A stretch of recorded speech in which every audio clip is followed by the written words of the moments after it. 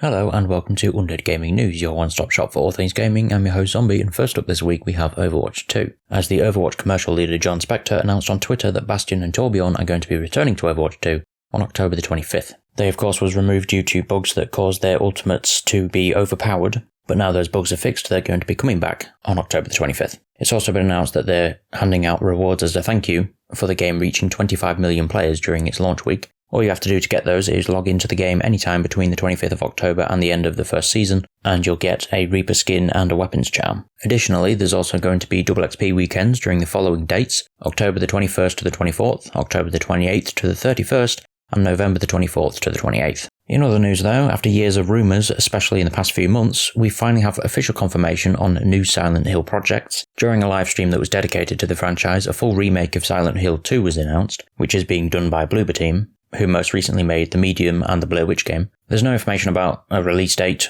but we do know that it will be released on the PS5 exclusively for 1 year, and then it will go onto the PC. There was also Silent Hill Townfall that was announced, which is a new story that's being developed by a Glaswegian studio, No Code. Not much information was given away about that one, including no release date or even the platforms that it's going to be on. And they also announced Silent Hill F, which is another new story, set in Japan, and it's being written by an established horror writer, but again, no mention of release date or platforms. Also in the news we had Warhammer 40,000 Regicide. After 7 years, the servers for that game are being shut down without warning. It's been delisted from Steam and mobile storefronts. No reason for doing it was actually given. Just a short thank you and farewell message from the team a week after they did it, but it can still be played offline if you already own it. But if you don't own it, you obviously can't get it anymore because it's no longer available to get. Speaking of shutting down servers, EA are shutting down a bunch of servers for old games. As of the end of October, Army of Two the 40th Day and Army of Two the Devil's Cartel will no longer have online multiplayer, and Dragon Age Origins will no longer have the multiplayer screenshot server. As of the end of November, Command & Conquer Red Alert 3,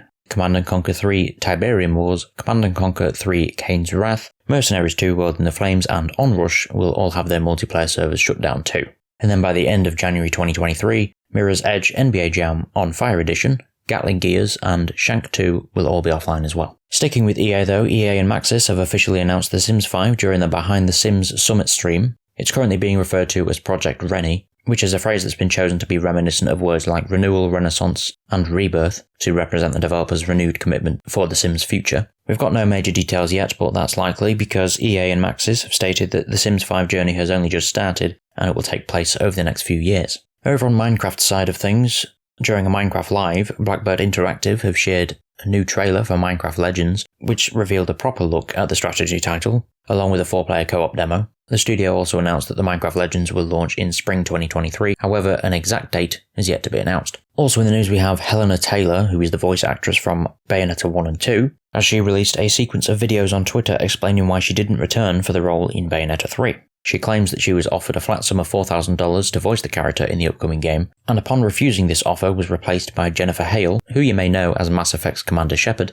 Helena urged players to boycott the game and compared her situation to that of other underpaid workers and urged Bayonetta fans to donate money that they would have spent on the game to charity instead. She claims that she did a routine re-audition for the role, and then received a lower offer, even below the $4,000, that she got offered later on. She then personally appealed to the series creator via a go-between. The developer allegedly told the actress that he greatly values her contribution to the game, and that she was then offered the $4,000. However, in response to all this, the series creator has released a small statement where he stated, "Sad and deplorable about the attitude of untruth. That's all I can say for now."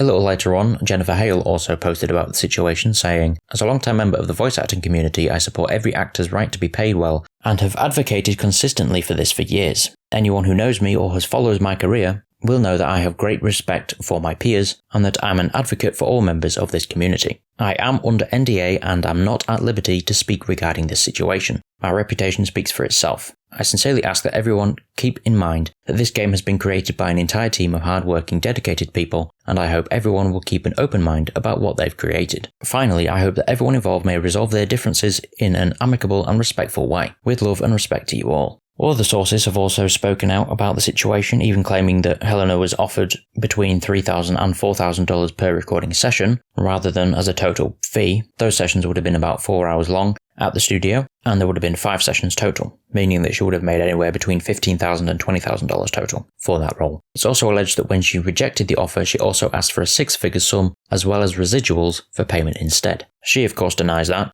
She of course states that that claim is an absolute lie, and that it's just Platinum Games trying to save face, but Platinum Games have not officially responded to the claims yet. But her closing statement on the situation is, "I'd quite like to put this in the rearview mirror and leave the whole bloody franchise behind. So I think I'll let my videos stand. I spoke the truth." I think the jury's still out on that one, considering we have no evidence from either side backing up what they say. But in other news, Mount & Blade 2 Bannerlord will finally leave early access on October the 25th, after it was released 2 years ago. But before it does, the developer Tale Worlds Entertainment has been rolling out a few patches and hotfixes to prepare. The latest adds Steam Workshop support. I'm glad to see that that's finally coming out of early access, considering it has been 2 years. But over on Call of Duty's side of things, Call of Duty Modern Warfare 2 is going to be rewarding anyone who completes the campaign. If you complete the entire campaign, you'll be rewarded with some items for the multiplayer, which includes some calling cards, emblems, double XP tokens, double weapon XP tokens, a few base operators, and a weapon blueprint. As for Gotham Knights though, it's going to be running at 30 frames per second on consoles with no performance mode available. That's according to Gotham Knights executive producer Fleur Marty, speaking in the game's Discord server, where she directly addressed the console players, saying, "I know many of you are wondering about the availability of a performance mode for Gotham Knights on consoles,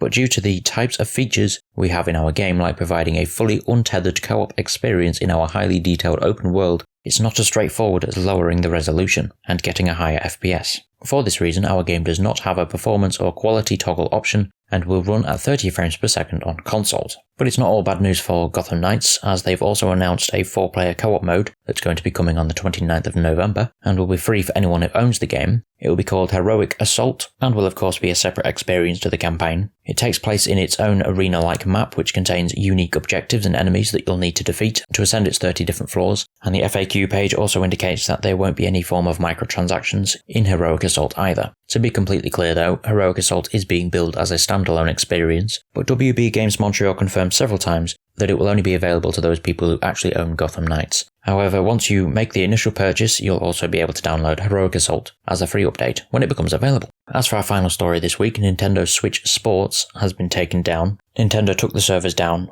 while fixing a bug that was found in their 1.2.1 update. As a result, the game's online functionality is temporarily unavailable. Nintendo made the announcement on Twitter saying that the bug was causing some players' games to actually close during the pre-match loading screen, and they have therefore temporarily suspended the rollout of that update until they find a fix. Nintendo did not give a timetable as to when to expect the game's servers to come back online though. But that's all we have time for this week. If you have any thoughts on anything discussed this week, please leave it in the comment section below as always, and I'll see you next week. Goodbye.